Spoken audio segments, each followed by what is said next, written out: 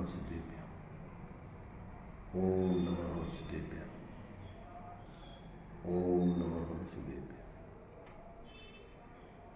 मंगलम भगवान वीरो मंगलम गौतमो मुनि मंगलम पुण्यकुंदाट्यो जैन धर्मोस्तु मंगलम सर्वमंगल मांगल्यम सर्वकल्याणकारकम प्रधानम सर्वधर्माणां जैनं जयतु शासनम् जैनं जयतु शासनम् तीक्षतां जैनी दशां मत्ते देहाती ते ज्ञानीनां चरणमा वंदन हो अग्नि वंदन हो अग्नि।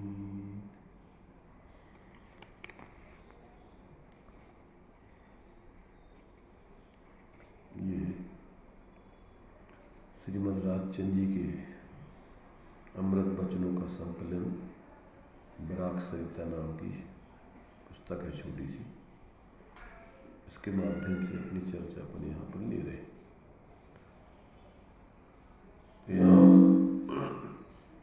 जितना चला रहे ना उसको चलिए, तो यहाँ अपनी चर्चा भी 67 तक के वचनों की हो चुकी थी। अब इसके उपरांत 68 आदि जो वाक्य है उसमें क्या कह रहे हैं इसके बारे में अपन विचार करते हैं। 67 नंबर का वाक्य था, जिससे क्षण भर में हर्ष, क्षण भर में शोक हो जाता है, ऐसे इस व्यवहार में जो ज्ञानी पुरुष समदर्शी रहते हैं, उन्हें अत्यंत भक्ति से धन्य कहते हैं और सर्वमुमुक्षु जीवों को यही दशा उपासने योग्य है। क्या कहा था?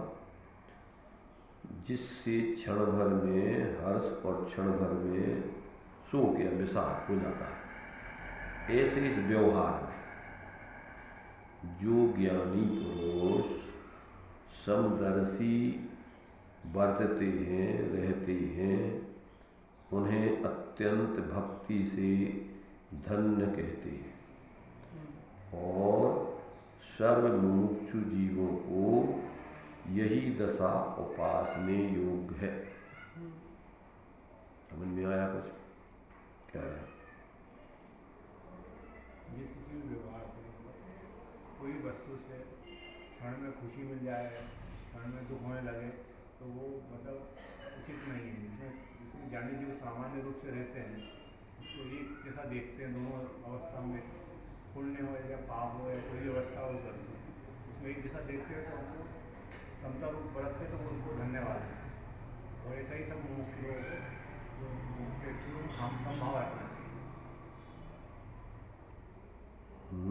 अच्छा समझे। देखो, संसार में पुण्य और पाप दो प्रकार के भाव, दो प्रकार के भावों का फल, अनुकूलता प्रतिकूलता, अच्छा बुरा, ये सब चलता रहता है। और इसमें जीव निरंतर क्या करता है? जुड़ करके या तो हर्ष करता है, विषाद करता है, हर्ष करता है, विषाद करता है, राग करता है, द्वेष करता है। हर्ष विषाद में भी क्या है? राग और द्वेष। हर्ष माने राग, विषाद माने द्वेष। अब ये निरंतर पुराना उदय चल रहा है, नए भाव कर रहा है, फिर नए कर्म बन रहे हैं। वर्तमान में भी आकुलता भोग रहा है, शांति तो भोग ही नहीं रहा। तो कहते हैं उन ज्ञानी पुरुषों को धन्य है, उनका जीवन धन्य है, महान है, कि जिन्होंने ऐसे व्यवहार में जहाँ निरंतर राग द्वेष और हर्ष सुख ही चलते रहते। हर्ष सुख पुण्य पाप का फल है और राग द्वेष आगे के लिए पुण्य पाप का बंध है। या आगे फिर कर्मों का बंध है। तो या तो पुण्य व्यक्ति या तो पुण्य पाप करता है या पुण्य पाप के फल में हर्ष विषाद। तो हर्ष विषाद माने वही पुण्य के उदय में राग और पाप के उदय में द्वेष। अच्छा लगना बुरा लगना, अच्छा लगना बुरा। संसार, इसी द्वैत का नाम तो संसार है। संसार कैसे कहते हैं? संसार में अच्छा बुरा, अपना पराया, स्त्री पुरुष, द्वैत चल रहा है, पुण्य पाप, इसी का नाम संसार है। इसलिए जो मोक्ष मार्गी होते जिन पुण्य पाप नहीं कीना, आत्म अनुभव चित दीना, तिन्ही विधि आवत रोके, संवर लय सुखम लोके। भाई जहाँ जीव राग द्वेष से रहित ऐसे अपने ज्ञाता स्वभाव का आश्रय करके सहज शांत रहता है, निराकुल रहता है, वही धर्म है। और धर्म क्या है? तो कहते हैं सारे जिनको सुखी होना है, मुमुक्षु माने मोह रहित दशा पाना है, मोह रहित दशा माने सुखी होना है। तो जित रूपन में जीवन सब सुख चाहते हैं, तो ऐसी परिस्थिति में उनको सबको इस व्यवहार में ऐसी समदर्शी पने की साधना करना चाहिए। अपन बच्चों को जो स्तुति पढ़ाई जाती है ना, विनती है जो सुख दुख में हम समता धारे, रहे अचल जिमि सदा अटल, न्याय मार्ग को लेस न त्यागे, वृद्धि करे निज आत्म बल। तो सुख दुख में हम समता धारे, ये भावना है। तो भावना ये तो अपनी ज्ञानियों ने, जिन्होंने वस्तु व्यवस्था को समझा है, उन्होंने लिखा है। पर जिनके लिए अब वो इस प्रकार की दशा पाना है, वे ऐसा परिवर्तन करें, वस्तु तत्व का निर्णय करके अपने स्वभाव का माने स्वरूप का अवलंबन करके परिणति में अपन उस स्वरूप के अनुरूप परिवर्तन करें, प्रतिकूल परिवर्तन नहीं करें। स्वरूप के अनुकूल परिवर्तन साम्य दशा है, सहज दशा है, ज्ञाता दृष्टा दशा है, सहज ज्ञाता दृष्टा। तो ये जब तक अपन जीवन में नहीं बरतेंगे तब तक निरंतर संसार है, ये भाव संसार है। जो अपन बोलते भाव मरण और भाव जन्म सदियों से करता है। तो ये बस यही मूल में दुख है, संसार है, इसके अलावा कुछ नहीं।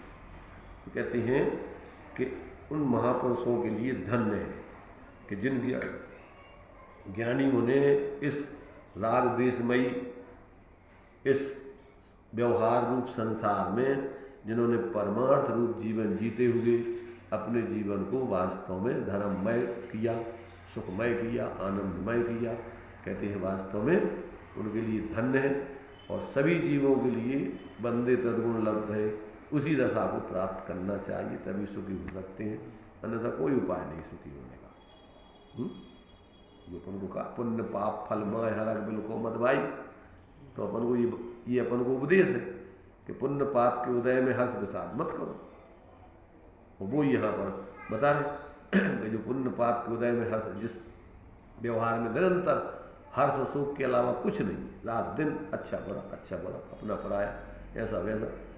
बाहर भी देखते हैं तो स्त्री पुरुष, जबकि तात्विक दृष्टि से देखो ना कोई स्त्री है ना कोई पुरुष है। बाहर में देखो तो पुद्गल का पिंड है और अंदर में देखो तो चैतन्य मूर्ति आत्मा है सब। तो कितने स्त्री पुरुष है? स्त्री पुरुष पर्याय दृष्टि है, और पर्याय दृष्टि माने मिथ्या दृष्टि। अपन देखते हैं निरंतर जी स्त्री जी पुरुष, फिर उनमें जो बेटा जो बाप जो फलाना जो ढेकाना, फिर कल्पनाएं झूठी सब। तो ये जो है अपन को बहुत ही सुंदर जो है साधकों के ये वचन है, एक एक वचन में पूरी द्वादशांग का सार भरा। व्यक्ति समझे तो एक एक वचन से उसका कल्याण हो सकता है।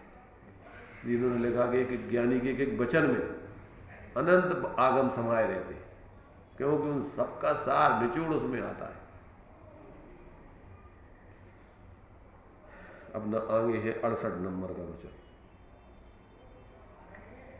ज्ञानी की वाणी पूर्वापर अविरोध आत्मार्थ की दर्शक अपूर्व अर्थ का निरूपण करने वाली होती है और अनुभव सहितपना होने से आत्मा को सतत जागृत करने वाली होती है।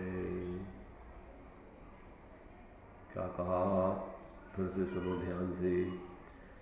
ज्ञानी की वाणी पूर्वापर अविरोध, पहले जो बोला और बाद में जो बोला उसमें कोई विरोध नहीं आता है कि पहले कुछ कह रहे कि संसार में सुख है, फिर कह रहे संसार सब विद संसार असार। ऐसी वाणी नहीं होगी। कैसी वाणी होगी?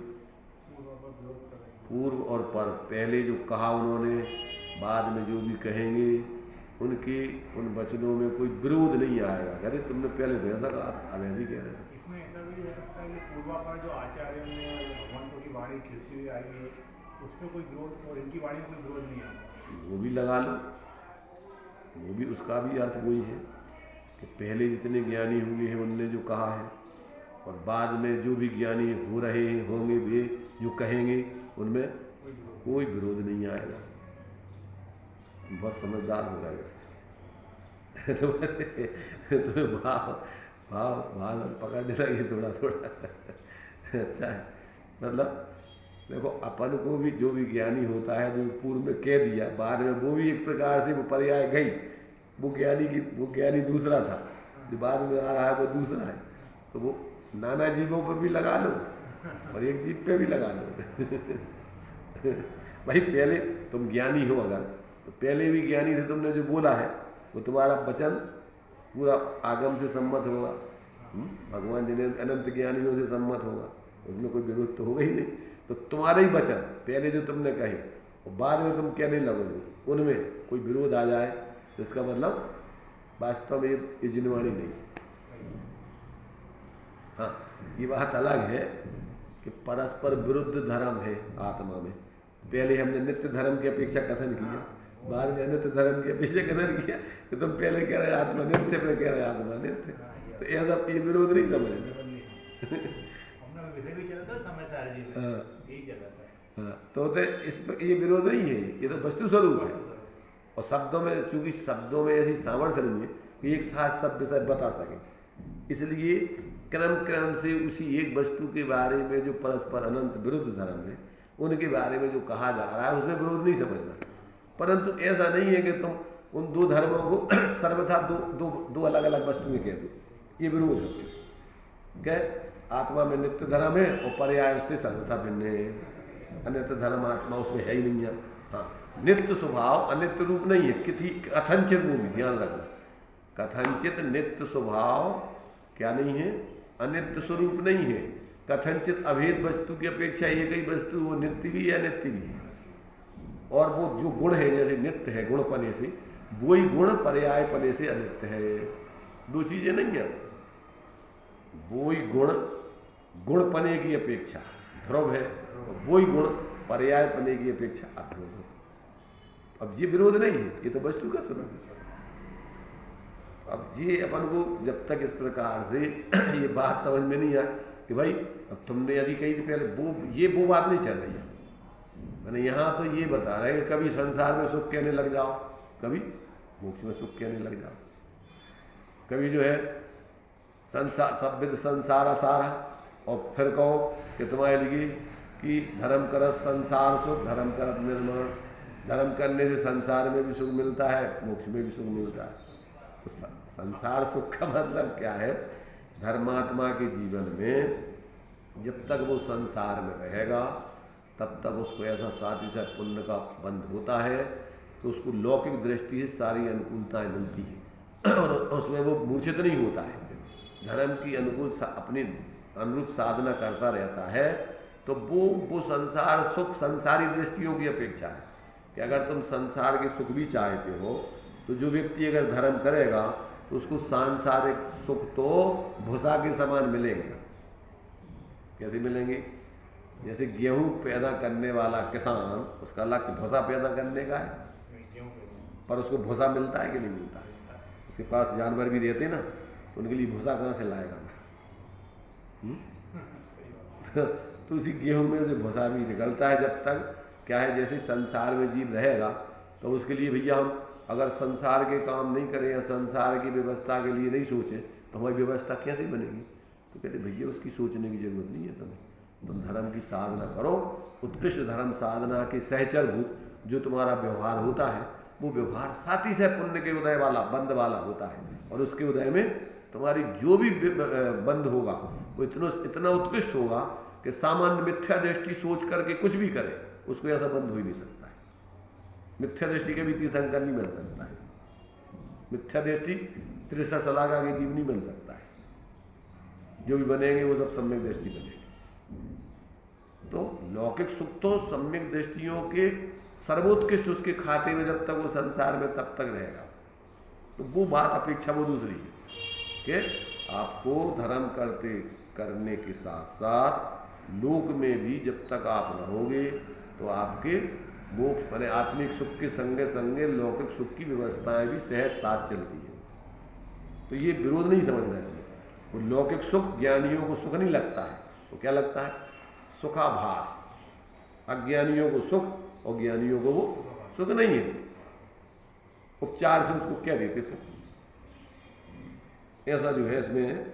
तो ज्ञानियों की वाणी पूर्वापर अविरोधी होती है। उनके जो भी कथन होते हैं वो पूर्व के ज्ञानियों बाद के ज्ञानियों में विरोध नहीं होता। सब ज्ञानियों, अनंत ज्ञानियों का एक मत,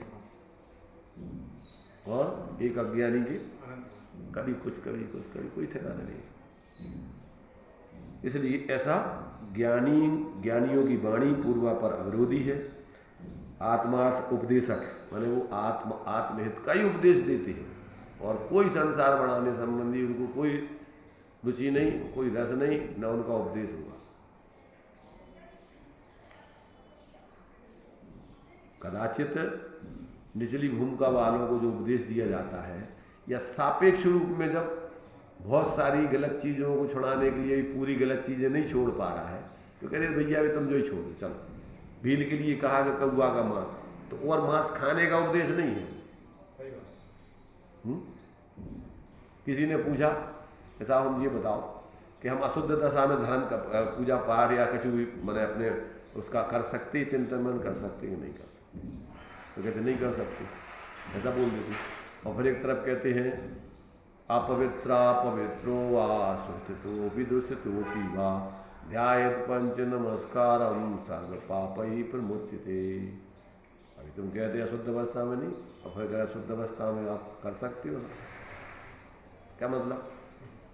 जानबूझ करके अपन को बुद्धिपूर्वक तो शुद्धता करके ही ये सब कार्य करने चाहिए, पर आपकी ऐसी दशा हो गई कि अब शुद्धता हो ही नहीं सका। शरीर में ऐसी बीमारी आ गई कि आप हमेशा अशुद्ध रहोगे, कैंसर होगा, मल आपके निकलते ही रहेगा। ऐसी बीमारी हो गई कि आप अब शुद्ध हो ही नहीं सका, तो क्या करें? अब धर्म करें ही नहीं। तो कहते नहीं, किसी भी अवस्था में हो, कहीं पर भी हो, आप धर्म की आराधना कर सकते हो, कोई निषेध नहीं। क्यों? कि धर्म होना है अंदर की अमूर्तिक आत्मा के भावों से। बाहर की क्रियाएं नहीं हो पाएंगी धर्म की, वो नहीं हो पाएंगी, कोई बात नहीं, पर अंदर से भावों के लिए आप धर्म करने के लिए स्वतंत्र हो।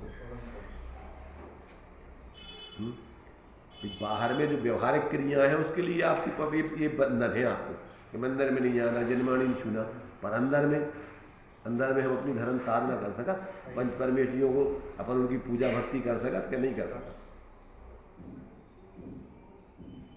अब लोग ये सोचो कि भैया अब हम अशुद्ध हैं, अब हमें पूजा भक्ति पढ़ने में और अंदर में धर्म करने में अब पाप लग जाएगा। अरे पाप दूर हो जाएगा, उससे पाप लग नहीं जाएगा। ना तो तुम तो वैसे तो शरीर तो अशुद्ध आए, नौ गंदगी से भरे ही हुआ है वो तो। अब तुम कैसे धर्म करोगे फिर, अगर उस दृष्टि से विचार करो? इसलिए भाई आत्मा का धर्म आत्माश्रित है, शरीर आश्रित तो बाह्य क्रियाएं हैं, कदाचित वो नहीं हो सके तो नहीं होने दो। समझ रहे ना? क्रियाओं में धर्म नहीं है, धर्म काय में है। बाहर की चीजों की लेन देन में धर्म नहीं है, धर्म काय में है। बंध मोक्ष परिणामन ही से, ऐसा कहत श्री जिनवाणी, ताते परिणामन की संभाल में गाफिल मत हो प्राणी। आप अपने परिणाम किसी बाहर की क्रिया कर पा रहे कि नहीं, उसकी चिंता मत करो। क्या नहीं करो? परिणाम कभी विपरीत मत होने दो। आता समझ में? जिसने ये मूल को समझ लिया वो क्या है, भूल नहीं करेगा कभी धर्म के संबंध में। बाहर की छोटी मोटी कुछ भी प्रवृत्तियों के पीछे या क्रियाओं के पीछे खुद परिणाम बिगाड़ ले, दूसरों के परिणाम बिगाड़ने में कारण बने। स्वप्न में भी नहीं होगा उसकी, नहीं हो पाई, कोई दूसरे ने गलती की, जान लो भैया जो हमें समझ लिया, कोई बात नहीं, समझेगा जब नहीं करेगा। पर अपन को परिणाम नहीं बिगाड़ना है, अपन को उसके प्रति दुर्भाव नहीं करना है, अपन को तो हमेशा ज्ञान जागृत करके जीना है, परिणाम अच्छे रखना है। और कोई के बारे में अपन को कुछ नहीं सोचना है, क्योंकि तुम्हारे लिए कोई जिम्मेदारी नहीं है किसी के सुधारने की, किसी को बिगाड़ने की, तुम्हारे हाथ में है भी नहीं है। तुम दूसरे को बिगाड़ने के लिए कितने परिणाम बिगाड़ो, पर सामने वाला समझदार है तो उसका कुछ नहीं कर सकते, बाल बांका नहीं कर लो, परिणाम बिगड़वा दो। अगर ऐसा हो तो कभी कल्याण ही नहीं हो किसी को। कोई भी किसी का परिणाम बिगाड़ सकता है। सामने वाला समझदार है तो वो कुछ नहीं जानेगा कि भोला जीव है, समझता नहीं है, हमारे निमित्त से क्या कर रहा है, परिणाम बिगाड़ रहा है, तो हम क्या करें भाई। कांजी स्वामी के जीवन में आता था ना, क्षमामाणी के दिन, देखो भैया हमारे सत्य उपदेश से अगर तुम्हारे परिणाम दुखे हो, बिगाड़े हो, तो देखो परिणाम बिगड़वाने का हमारा तो उद्देश्य ही नहीं। अब तुमने नहीं ना समझ से अपने परिणाम बिगाड़े तो भैया देखो उसके लिए हम क्षमा चाहते हैं। जब तुम्हारे परिणाम हमारे निमित्त से तुमने बिगाड़े, पर हम सत्य बोल रहा हूँ, सत्य का जीवन तो छोड़ नहीं सकते। हम तो अपने हिसाब से जो सत्य है, जो हमने समझा है, जो हमारी ऊंचाई है, हम तो उसी हिसाब से जिए। इसलिए विवेकी व्यक्ति न किसी के बारे में गलत कभी सोचता है और न किसी प्रकार दूसरों के गलत सोचने आदि से अपने परिणाम बिगाड़ता है। उसके सोचने से या उसकी जो कुछ तुम्हारे लिए मैंने कराने की भाव है वो उसके निमित्त से अपने परिणाम नहीं बिगाड़ता। इसलिए सम्यक दृष्टि को सबसे पहला लोक भय, लोग क्या कहेंगे, इसके कारण से वो अपना धर्म नहीं छोड़ता, अपना सही मार्ग नहीं छोड़ता, अपने परिणाम नहीं बिगाड़ता। लोगों के कहने से सही मार्ग पर सही मार्ग छोड़ नहीं देता, सही विचार छोड़ नहीं देता, और लोगों के कहने से क्या नहीं करता है, गलत मार्ग पर जाता नहीं सही मार्ग छोड़ता नहीं, गलत मार्ग पर जाता नहीं। कोई कुछ भी करे, कोई बुरा कहो, अच्छा कहो, लक्ष्मी आओ जाओ लाखों वर्षों तक जियो या मृत्यु आज ही आ जाओ, तो अभी न्याय मार्ग से, धर्म मार्ग से कभी न पद चिढ़ने पाओ। ज्ञानी की प्रतिज्ञा है कि हम सत्य मार्ग को छोड़ेंगे नहीं और गलत मार्ग को अपनाएंगे नहीं। कोई कुछ भी सोचता रहे हमारे बारे में, वो जाने, स्वतंत्र है सोचने के लिए, भोगने के लिए।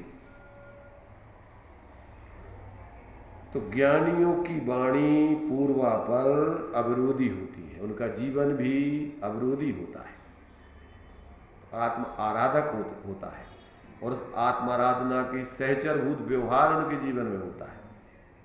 उनका अनुसार व्यवहार बदलता जाता है। जे जहाँ साधक है ते ही तहाँ बाधक है। पेट भर जाने पर वही भोजन जहर है, भूख रहने पर वही भोजन अमृत है। तो भोजन करना कि नहीं करना, नहीं भी करना और करना भी। जितना करना जरूरी है उतना नहीं करना जरूरी है, उतना 100%। कोई कितना ही कहेगा नहीं नहीं नहीं, एक तो ले, एक तो ले ले, एक तो ले ले, एक तो ले ले, जहर है। अजीर्णम भोजनम विषम, तुम्हारा भूख नहीं है, पेट भरा है, ले लोगे, अजीर्ण होकर के विष हो जाए, बन जाएगा, मरोगे, तुम बीमार हो जाओ। अरे समझ में सामने वाला, अरे हमने तो बड़ी भावना से, हमने तो ऐसा किया, अरे तुमने किया होगा पर हमें जरूरत नहीं है ना, तुम्हें विवेक नहीं है कि अपने लिए अब वो चीज़ अमृत नहीं है, जहर है। तुमने भलाई कितनी अच्छी अपने तरीके भावना से बनाई, सब कुछ करो, पर अब उसको भोजन आवश्यक नहीं है, तो उसके लिए अगर लेगा तो जहर है। सामान्य व्यक्ति नहीं समझ सकता। वही क्रिया जब उसकी ऊंची सामायिक में बैठने का भाव हो रहा है, अब उसको क्रियाओं की महत्ता खत्म। समय सार लिया कि प्रतिक्रमण अमृत भी है और विष भी है। जब वो प्रतिक्रमण दोषों का निराकरण कर रहा हो तो अमृत है, दोषों को छोड़ने के लिए निंदा कर अमृत है, और दोष है नहीं और सहज रह रहे हो, अब तुम विकल्प करो सहजता छोड़ के, तो वही तुम्हें जहर है। इसलिए सामान्य जनता इस बात को समझती नहीं है। भोले जीव तो क्रियाओं के पीछे ऊंची क्रिया छोड़ के नीची क्रिया में लग जाएंगे। बैठे थे सामायिक करने, बैठे थे स्वाध्याय करने, अभी वो शांति धारा होने लगी तो खड़े हो काली लगी। अरे मूर्ख, तेरे लिए इससे ऊंचा काम कर रहा था ना तू तो लोगों को कुछ भी होश नहीं है धर्म के नाम पर, कुछ भी करते रहो, और वे उनने जो रूढ़ी बना ली है वो रूढ़ी निभाना वो धर्म उनका, जबकि रूढ़ी में धर्म तो है ही, मूर्ता है। मतलब धर्म तो तुम्हारे जो जिस क्रिया से तुम्हारे परिणाम सम्यक हो, जिस क्रिया से तुम्हारे परिणाम ऊंचे उठे, वो क्रिया तुम्हें धर्म है। इसलिए व्यवहार धर्म के निमित्त नैमित्तिक क्रिया है वे धर्म की। धर्म होवे जिस क्रिया से वो धर्म व्यवहार है। नैमित्तिक किसे कहते हैं? कि जिस निमित्त से तुम्हें धर्म की सिद्धि हो रही हो, जिस क्रिया से तुम्हारे परिणामों की ऊंचाई बढ़ रही हो, वो क्रिया करना धर्म का नैमित्तिक कार्य है, ना कि सब कार्य धर्म के नैमित्तिक तुम्हारी।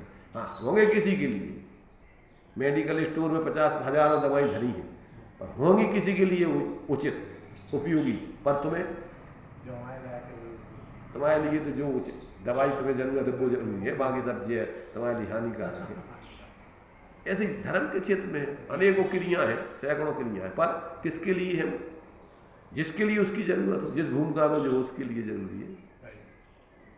कौन समझे इसको? इसको डॉक्टर के पास अपन 1,000 रुपया दिखाने के देते हैं, और दवाई है 100 रुपया की, काय के लाने? दवाई ले लो ना मेडिकल से, तुम्हें बीमारी जाना दवाई से, डॉक्टर के देखने से थोड़ी जाना। नहीं, तुम्हें कौन सी दवाई चाहिए, कितनी चाहिए, कब चाहिए, काय के संग चाहिए, कौन बताएगा? क्यों महत्व है इतना साधकों के भूमिका का? इसलिए श्रीमद जी ने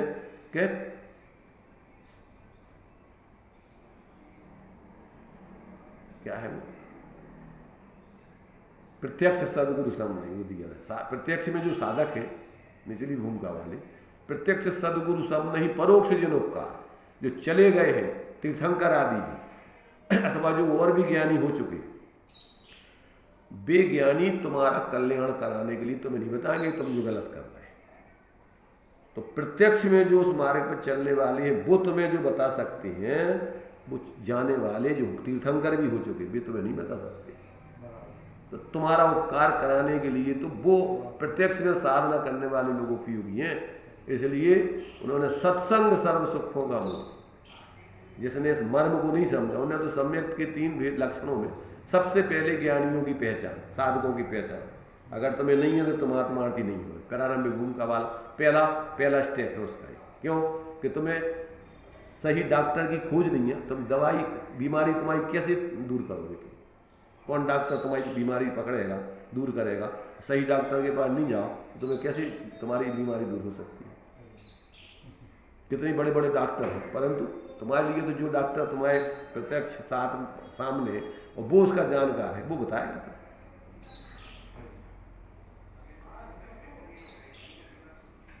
ज्ञानियों की वाणी पूर्वापर अविरोधी, आत्मार्थ साधक उपदेशक, अपूर्व अर्थ का निरूपण करने वाली। अपूर्व सम्यक ज्ञान का एक लक्षण अपूर्वार्थ भी है। सम्यक ज्ञान में प्रति समय अपूर्व विषय ज्ञान में बनता है। केवल ज्ञानियों को भी अपूर्व विषय में प्रति समय जानते हैं। जो पहले जाना था वो विषय नहीं जानते, नया नया विषय जानते। क्या अर्थ हुआ? जैसे पहले उन्होंने एक समय में उनको सकल द्रव्य के गुण अनंत पर्याय अनंत जाने के काल प्रकट के भी नहीं बनता, अब क्या रह गया उनको नया? तो कहते नहीं, नया है उनके पास भी। एक समय पहले वो जिस पर्याय को वर्तमान में देख रहे थे, जिन पर्यायों को वर्तमान में देख रहे थे, दूसरी समय में उनके ज्ञान में वो पर्याय भूत रूप दिखाई देती, और जो पर्याय एक समय पहले भावी रूप थी, वो पर्याय अब वर्तमान रूप दिखाई देती। ऐसा प्रति समय उनके ज्ञान में अपूर्वता आती रहती, नया नया। पहले अपन पढ़ो, देखो पढ़ो, मोक्ष मार्ग प्रकाशक जितने बार पढ़ो उतने बार तुम्हारे लिए अपूर्वता भाषित होगी उसमें। क्यों? उसमें तो जो लिखा है वही लिखे सब, परंतु अपूर्वता कैसे आ रही तुम्हें? तुम्हारे ज्ञान की जो विशुद्धि हमेशा बदलती रहती है उसमें से। और चूंकि वस्तु स्वरूप में अनेक धर्म है, तो अब पहले पढ़ा था तुम्हें किन धर्मों की मुख्यता से विषय समझ में आया था, अब दूसरी बार पढ़ा तो किस तरीके से समझ में आ रहा है। पहले तुम्हारा क्षयोपशम कितना था, अब तुम्हारा क्षयोपशम कितना हो गया, उस दृष्टि से भी उसमें अंतर आता जाता है। इसलिए ये अपने लिए जब तक इस प्रकार की जो है व्यक्ति के जीवन में, माने लकीर का फकीर नहीं होता है धार्मिक व्यक्ति, प्रति समय वो जागृत होकर के नया नया जीवन जीता है। पुराने को पकड़ता नहीं और भविष्य की कल्पना करता नहीं, वर्तमान में वो बढ़िया आनंद से जीता है। और जो धर्मांध होते हैं उनको अपूर्वता तो अंदर में जीवन में समझ में आती नहीं, वे तो रूढ़ी को ढोते रहते जिंदगी भर, जीवन में कुछ भी नयापन नहीं आता है, वही के वही मनहूस जीवन उनका बना रहता है। बल्कि वह रूढ़ी वाले लोग क्या है, कसाई ज़्यादा होते, सामान्य लोगों से भी ज़्यादा बदतर। क्यों? कि उनकी रूढ़ी के हिसाब से जो नहीं चलते, देख देख के उनके परिणाम बिगड़ते रहते। इनको ऐसा करना चाहिए, इनको ऐसा नहीं करना चाहिए, जी ऐसे हैं, जी भ्रष्ट हैं, जी फलाने हैं, जी ढेकाने, तेरी बुद्धि खराब हो गई। तेरी बुद्धि खराब है। सर्वज्ञ भगवान तो नहीं सोच रहे तुम फलाना भ्रष्ट है, जो ऐसा है, जो खराब है, जो अच्छा है। वे तो सब कुछ जैसा है वैसा जान रहे हैं। प्रत्येक समय प्रत्येक वस्तु परिणमन कर रही, तो उनका प्रति उस समय जिस समय का जो परिणमन है वो नया नया हो रहा है, तो उसमें उनको तो कोई नहीं दिखता कि वो ऐसा क्यों नहीं कर रहा है। ऐसा वो तो प्रत्येक जीव का अपना अपना जो होने लायक है वो हो रहा है। अब उसमें राग द्वेष और अच्छा बुरा करने की क्या जरूरत पड़ रही है? पड़ रही है? एक एक वचनों में देखो, जितना तुम विचार करते जाओ उसका उतना फैलाव होता जाता है। एक दूसरे से जुड़े हुए हैं ना सब। अच्छा, और फिर क्या है, सामने वालों के हिसाब से भी बोलना होता है। सामने वाला व्यक्ति अविवेकी है, जिसको ज़्यादा कोई रुचि नहीं है, तो अब उसको तो मान लो बोलेगा भी, एक आध थोड़ा सा बोल के आगे चल जाएगा। और अगर जिज्ञासु है, समझने की रुचि है, तो उस पर अनेक अनेक दृष्टिकोणों से उसके खोलने के भाव बनते जाते हैं। क्योंकि वचन तो जो है दूसरों के निमित्त से बोले जा रहे हैं। भगवान के वचन भी कोई अपने कारण से तो बोल नहीं रहे, किसके कारण बोल रहे? अभी भागन वच योगे बसा, तो तुम्हारी पात्रता अनुसार वचन निकलते हैं।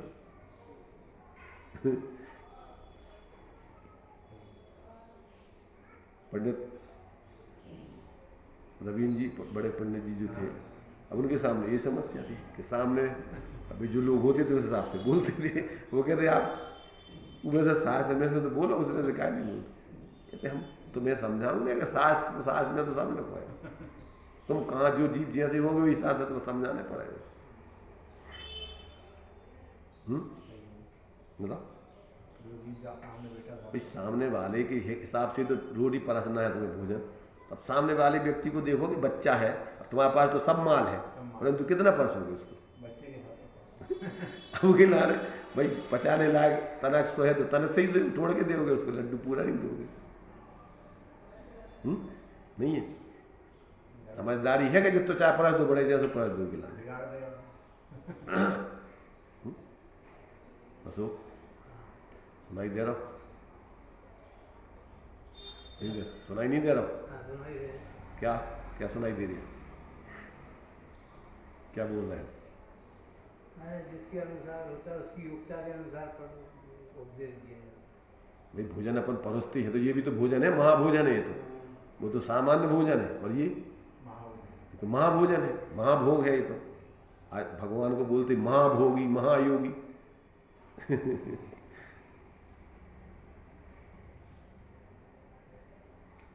संजय भाई सुनाई दे रहा तुम्हें? ये नहीं सुनाई दे रहा? तुम्हें बैठे सामने, तुम्हारे लाने हैं, समझा रहे हैं। समझ रहे? हम लोग तो बैठे बैठे ही कर रहे थे चर्चा, तुमने कहीं नहीं होने का। अरे भाई जब तुम आए हो तो होगा ना, तुम्हारी भावना लेके आए हो तो क्यों नहीं होगा? अगर अंदर से तुम्हारे भाव बढ़िया पवित्रता से सुनने के लक्ष्य से आए हो तो हजारों आदमी बैठे हो नहीं बोले, और एक आदमी आ जाए वो गिलाने सुनाने लगे। की गिलाने सुना रहे, भीड़ गिलाने के पात्र जीवों गिलाने। दो मुनिराज रिद्धिधारी एक शेर को समझा रहे खड़े होकर, और समूसण में 66 दिन तक दिव्य नहीं खेल रही। इतने लोग बैठे भैया काय नहीं। और जैसे भी गौतम स्वामी भी आए इंद्रभूति और देवध्वनि खिलने लगी, उन्होंने कहा यार वाह, हम बताओ इतने लोग मूर्ख इनके कारण से बोलने लगे। अरे उनके निर्णय से तुम्हारे भाग में खुल गए सबके है। गजब व्यवस्था है जनवाणी में। एक तरफ अपन कहते कि भगवान पक्षपाती नहीं होते, भगवान किसी से किसी ऊंचे नीचे को नहीं देखते, और एक तरफ कहते नहीं भगवान सबको देखते हैं, विशेष पात्र जीव हो तो अलग से बोलने लगते हैं। तो ये क्या थे भगवान यार? भगवान रहते हैं तो तीनों काल की पर्याय वर्तमान बत ही जानते हैं। वर्तमान बत का क्या अर्थ होता है? वर्तमान बत का ये अर्थ होता है कि जैसी वर्तमान की पर्याय दिख रही वैसी उनको भूत भविष्य की पर्याय दिखती है, ना कि भूत भविष्य की पर्याय वर्तमान रूप दिखती। समझ रहे कि नहीं? वर्तमान बत कहते क्या है? शेर जैसा। शेर तो नहीं है, शेर जैसा माने क्या कहलाता है? शेर तो शेर ही है, दूसरी चीज है तो दूसरी चीज है। तो वर्तमान की पर्याय भूत भविष्य की पर्याय नहीं। अब वो वर्तमान की पर्याय एक समय बाद भूत की हो जाएगी और भावी पर्याय वर्तमान होगी, तो वो भविष्य की भविष्य रूप दिखेंगी, भूत की भूत रूप दिखेंगी, वर्तमान रूप तो एक ही दिखेगी वर्तमान की। और फिर जब दोबारा दूसरी वर्तमान हो जाएगी तो वो वर्तमान रूप दिखेगी और वे भूत रूप दिख जाएगी वर्तमान की। तो पहले ऐसी नहीं दिख रही थी। कैसी दिख रही थी? भूत की भूत रूप दिख रही थी, भविष्य की भविष्य रूप दिख रही थी, वर्तमान की वर्तमान रूप दिख रही थी। तो जानते सबको है, पर एक जैसी जानते, एक रूप नहीं जानते सबको।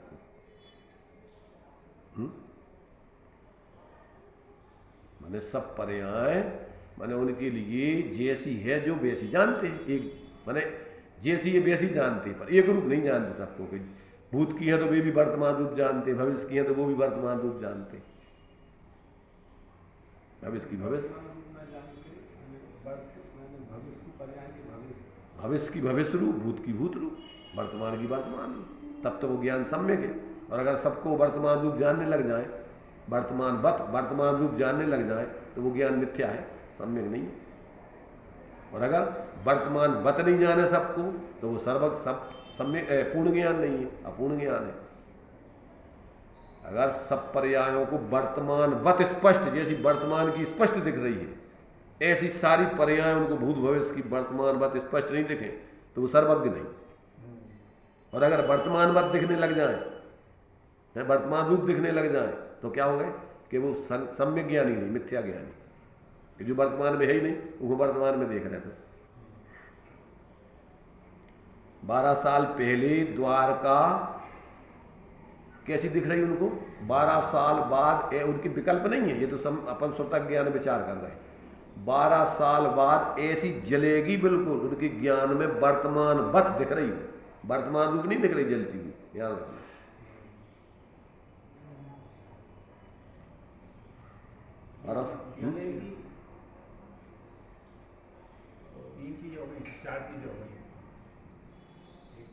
द्रव्य में त्रिकालवर्ती पर्याय है, ठीक है ना? त्रिकालवर्ती पर्यायों का पिंड द्रव्य है। अपने द्रव्य में भूत की पर्याय भी जो अशुद्ध हो गई, वे भी अभी द्रव्य में विद्यमान है, पर कैसी है? अभी द्रव्य रूप है, अभी वर्तमान पर्याय रूप नहीं है। अब वे योग्यता रूप हो गई, अब वे अभी तो द्रव्य बन गई है। क्या है अभी? पर पहले द्रव्य में ऐसे परिणमन करने की, अशुद्ध परिणमन करने की योग्यता से वो उस समय ऐसा, उस समय की पर्याय रूप वो द्रव्य व्याप रहा था उसमें। तभी तो सब जब होंगी, जब वही तो दिखती है ना। अपन लोग के बोलते कोई चीज़ सर्वथा नाश नहीं होती, क्या होती है?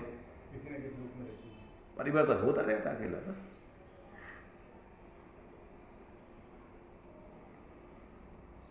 तो ये जो है कुछ ऐसी व्यवस्थाएं हैं जो व्यक्ति अगर समझ ले तो उसकी भ्रांति दूर हो जाए और उसकी कर्तृत्व बुद्धि, परमेकत्व बुद्धि, स्वामित्व बुद्धि सब खत्म हो जाए। यहाँ तक कि अपने भी कर्तृत्वपने का दंभ खत्म हो जाए। तुम भी सड़े तिनके के दो टूके नहीं कर सकते किसी प्रकार से। जो वस्तु स्वरूप है जैसा, बस वैसा उसका परिणाम अपने आप सहज हो रहा है। तुम्हारे करने से कुछ नहीं होगा। करने का तो तुम्हारा दंभ है, मोह का भाव है। सर्वज्ञ भगवान भी आगे पीछे की पर्याय को एक आगे पीछे की पर्याय को आगे पीछे नहीं कर सकते।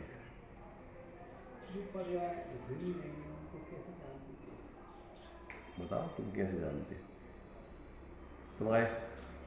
तुम्हारे जो है अभी चंद्र ग्रहण पड़ा नहीं है, वैज्ञानिक कह रहे हैं कि फलाने दिन फलाने मिनट पर इतने इतने मिनट पर चंद्र ग्रहण पड़ेगा। कैसे जान लो उनमें? जो चीज़ अभी हो ही नहीं रही वो कैसे जान लो? और वो थे कि नहीं होते? घोषणा कर दी थे उस समय बिल्कुल एक एक समय का पूरा वो होता हुआ दिखता कि नहीं दिखता है? जब छद्मस्त जीव इतना जान सकता है तो जो सर्वज्ञ हैं वे कितना जानेंगे?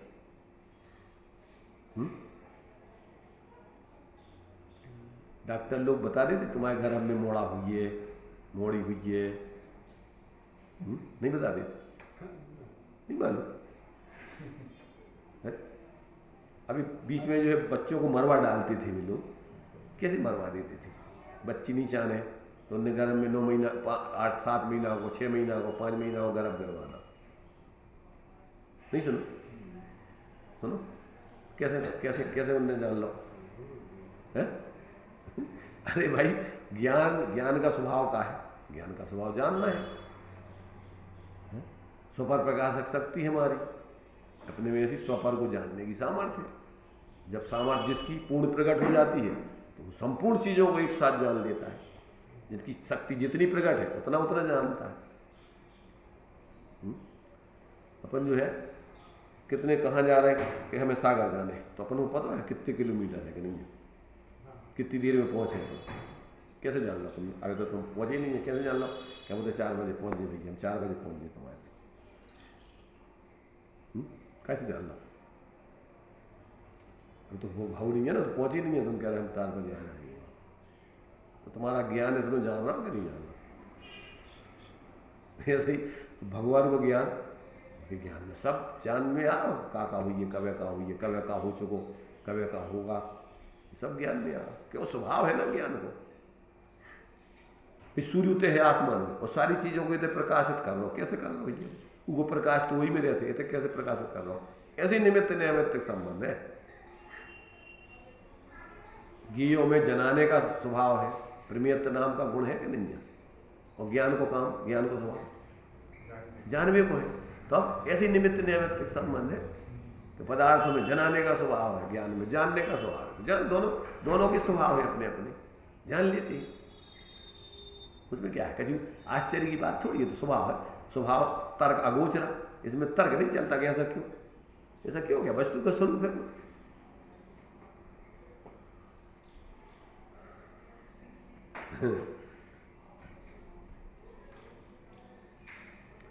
तो ज्ञानी की वाणी पूर्वापर अवरोधी, आत्म उपदेशक, अपूर्व अर्थ का निरूपण करने वाली होती है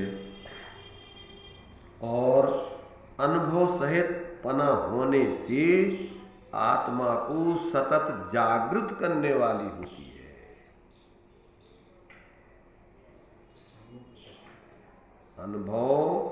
आत्मानुभव होने के कारण उनको भी जगे हुए हैं, तो दूसरों को जगाने वाली होती है। जो बच्चा जग जाता है अब वो दूसरों को जगाने का कारण बनता है। पर दूसरों को अब वो जगा देगा, दूसरों को सोने नहीं देगा। है, सोने देता क्या? अब लोगों को जिनको सोना है तो या तो क्या करेंगे, उस बच्चे को सुलाएंगे जबरदस्ती, सो जा तू, सो जा बेटा, सो सो सो, और या फिर क्या भगाएंगे उसको, भगा उसको, शांति से सोने नहीं दे रहे। तो ज्ञानियों के सानिध्य में रह करके व्यक्ति क्या है, सोता हुआ नहीं रह सकता मुझे, या तो चाहो और नहीं तो फिर भागो या उसको भगाओ दो चीजें हैं। अब वो क्या होगी, वो तो जागृत है तो कैसे सो, वो तो स्वयं तो सोता नहीं, तो दूसरे सोने में तो निमित्त बन नहीं सकता वो। अब तुम्हारी मूर्ताओं को जहाँ जहाँ तुम्हारी पकड़े हैं, उन पकड़ों को कही मूल की में धर्म नहीं है भैया, तो क्या कर रहे तुम्हारा कछु है ही नहीं है, ये में काय को तुम जबरदस्ती धर्म मान रहे, ये क्यों जबरदस्ती, तो वो जहाँ जहाँ तुम्हारी पकड़े होगी वो तो चोट लगाएगा। अब तुम्हें तिलमिला तुम्हारी पकड़ है तो तुम्हें तकलीफ होगी, तुम छोड़ना नहीं चाहोगे, तो क्या करोगे, या तो उससे द्वेष करोगे, उससे दूर हो जाओगे, उसकी सुनोगे नहीं, अथवा उसको भगा दोगे, हटाओ उसको, ये धर्म विरोधी है, तुम अपनी पकड़ नहीं छोड़ोगे, तीव्र पकड़ वाले हो गए। टोडरमल जी को मरवा दिया, क्यों, मूढ़ों की वही तो पकड़ों के ऊपर तो ठोकर लगा रहे थे, गिरिधि मिथ्यात्व को स्वरूप बता रहे थे वे, मोटे मोटे गिरिधि मिथ्यात्व, पांचवा अधिकार, छठवां अधिकार, सातवां अधिकार, जीवन मिथ्या दृष्टि, जो जीव जीवन है, भगवान जिनेन्द्र के अलावा किसी को भगवान नहीं मानते और फिर भी मिथ्या दृष्टि है। अरे ऐसे कैसे हैं, हम तो भगवान को माना कैसे, हम तो सम्यक दृष्टि, तो कैसे हम मिथ्या दृष्टि कह रहे हैं, वो कह रहे देखो जो मिथ्या तुम ऐसा मान रहा है, जो मिथ्या जो सही नहीं है तुम मानो, और बे उनके वही धर्म था, उनको कल्पना हो, निश्चयभाषी व्यवहाराभाषी, उसने एकांत से वस्तु को मान रखा, अथवा वस्तु की परस्पर विरोधी धर्मों को सर्वथा अलग अलग मान रखा। तो निश्चयभाषी, व्यवहाराभाषी, उभयाभाषी, अनुभयाभाषी, सब ऐसे आभास भ्रम खड़े होते रहते। अब अपन सोच रहे कि हम तो कर रहे धर्म, बहुत रोज ही ना कर रहे, ठीक है बेटा करा तो धर्म, तुम्हारे जीवन में शांति मिल रही, तुम्हें वृद्धि हो रही कचू की, जिंदगी भर तुम बे रूढ़ वकीलों पर जी रहे हो और कसाएं कर रहे हैं, आपस में लड़ रहे झगड़ रहे। तनक में जो है ऐसा नहीं होगा, ऐसा नहीं होगा, नेता ऐसे मूर्ख, वर्तमान के नेता ही नेता है पूरे सब, मिथ्या दृष्टि, प्रत्येक मिथ्या दृष्टि जगत का नेता कहा है आचार्य ने, प्रवचन सार जी में मिथ्या दृष्टि को नेता कहा है, जगत का, संसार का नेता है वो, और सम्यक दृष्टि भगवान मोक्ष मार्ग के नेता है, मोक्ष मार्ग से नेतारम वेत्तारम। तब अब जगत के नेता और मोक्ष मार्ग के नेताओं की जोड़ी तो बनती नहीं है एक दूसरे की, कैसे मेल खाएगा ये बताओ, या तो तुम अपनी चलाओ या फिर हमारी सुनो।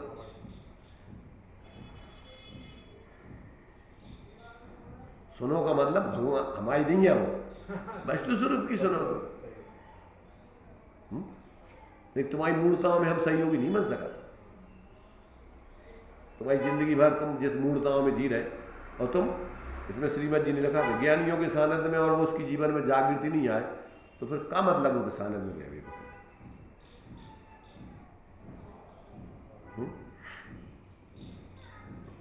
नहीं दे रहा सुनाइए।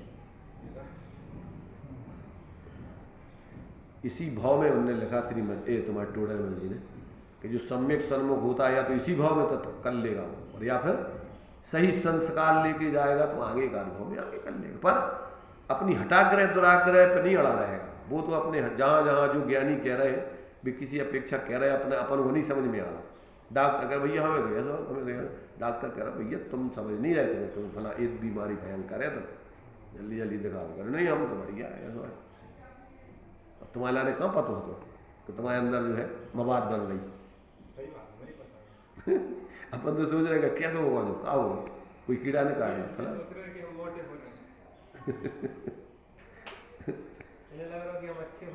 तो ये तो वही जानकार बताएगा कि तुम कहाँ कैसी कैसी तुम्हारी मूर्ताओं की पकड़ में तुम पड़े हो, क्यों नहीं तुम्हारे जीवन में स्वास्थ्य पने का लाभ मिल गया, स्वामी स्थित पने का जो आनंद आने चाहिए वो क्यों नहीं आ रहा है जीवन में तुम्हारे। इसका मतलब तुम्हारी जबरदस्त बीमारी चल रही है मिथ्यात्व की, बाहर की पकड़े तुम्हारी बहुत जबरदस्त चल रही है,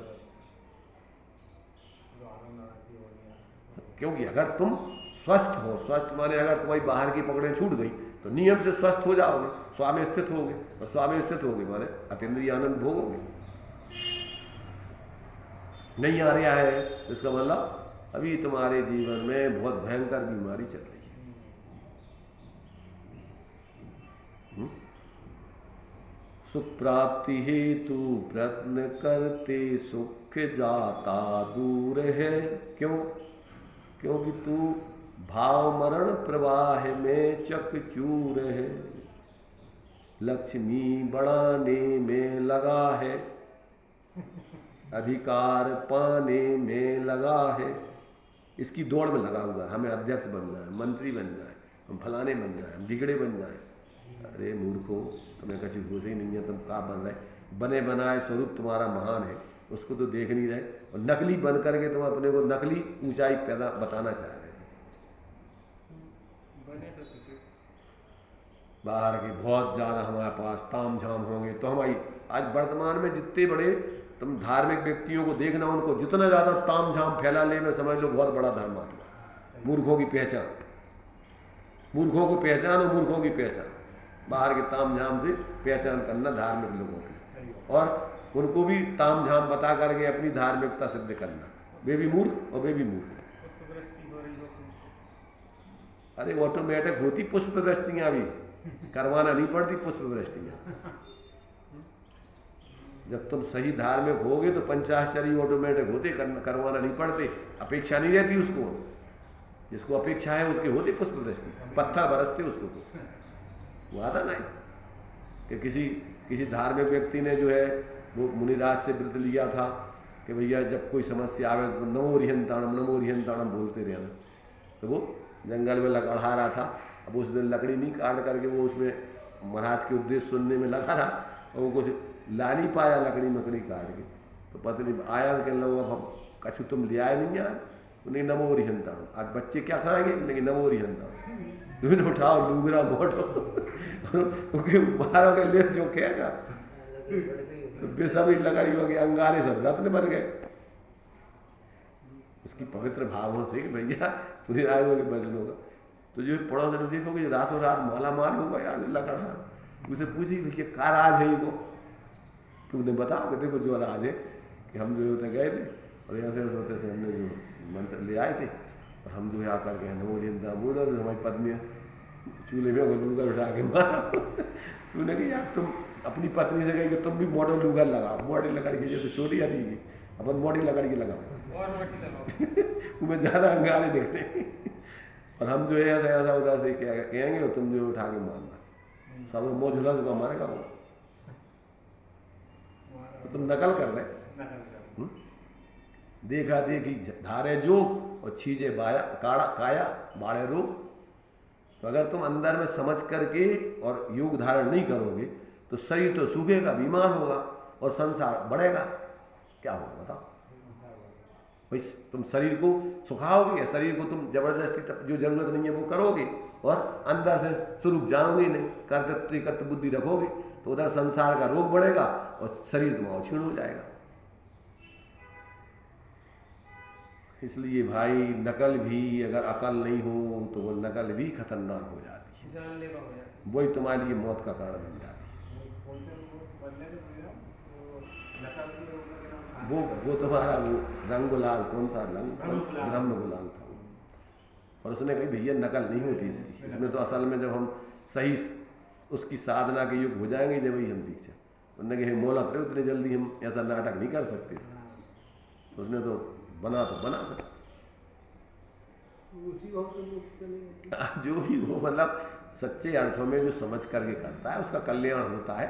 मैंने मुक्त स्वरूप को देख लिया तो अब उसी भाव में हो जाओ, या वैसे तो दृष्टि से स्वरूप दृष्टि से तो मुक्त हो गए, अब तुम और स्थिरता जितनी कमी रह गई स्वीकार भाव में पूरी कर लोगे, उसमें क्या अंतर पड़ता है।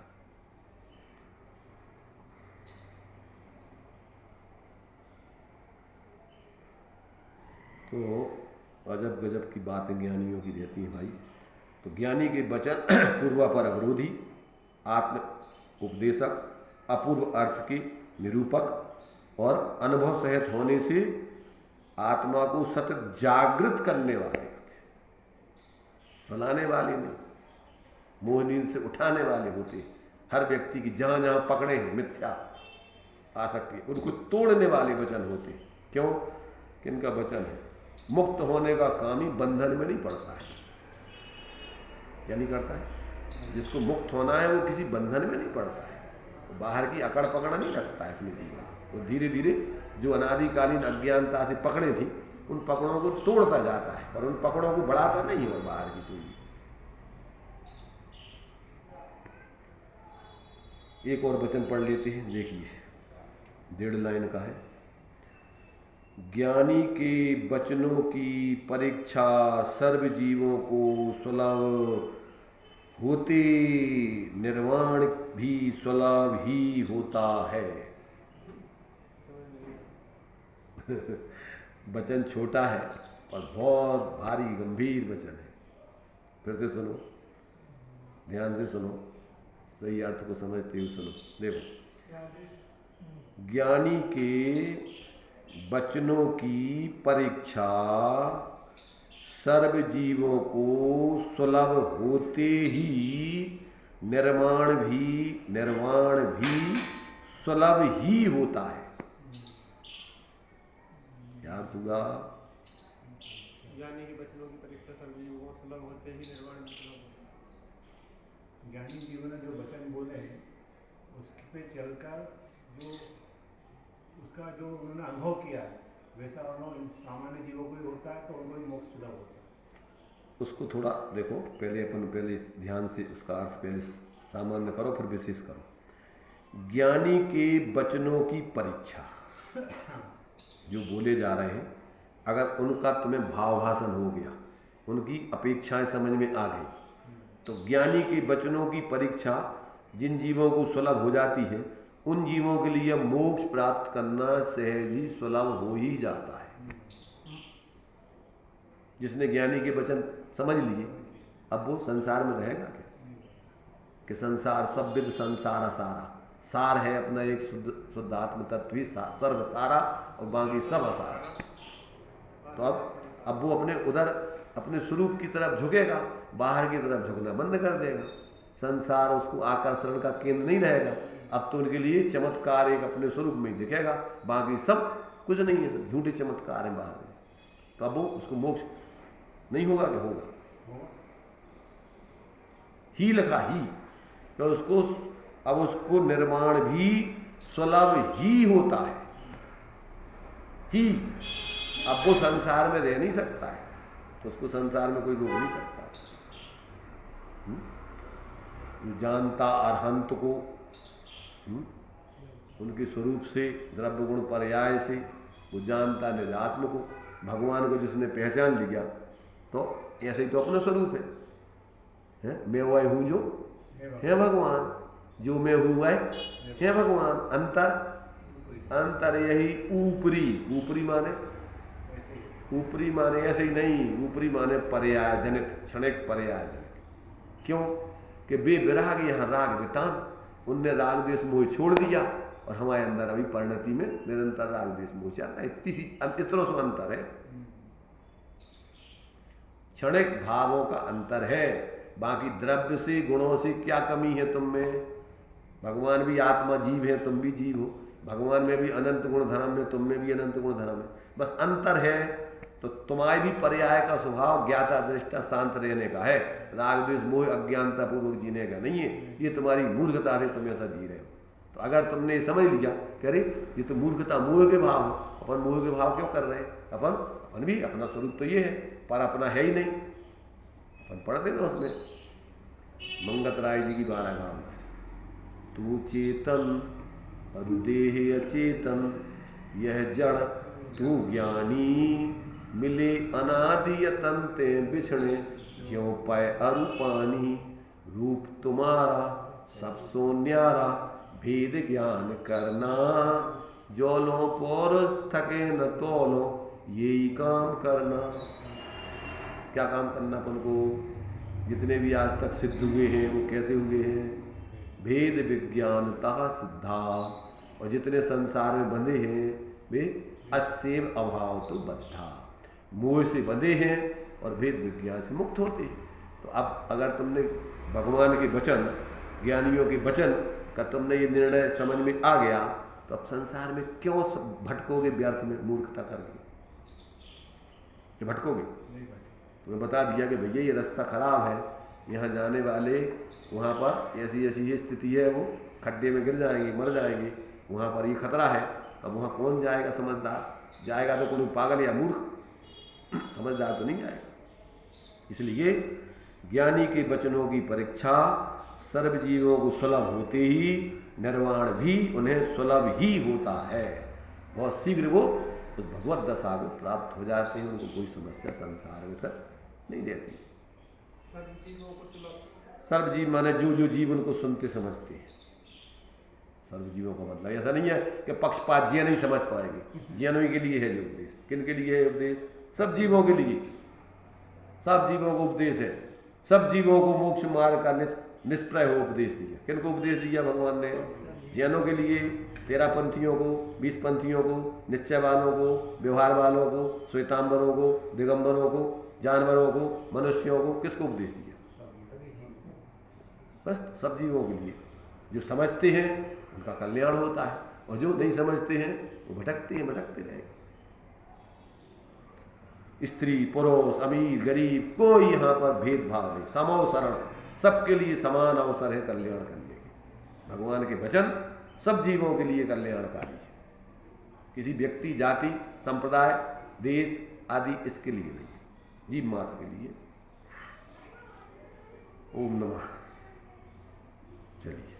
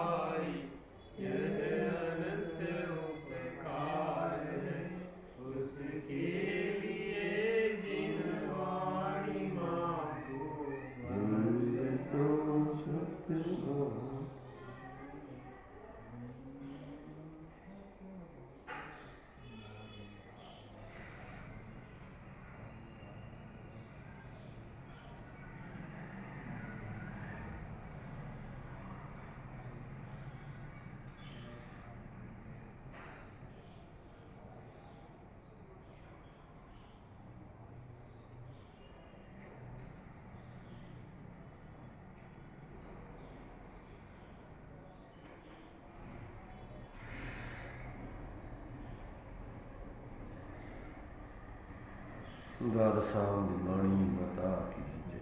पंच परमेष्टि भगवंतों की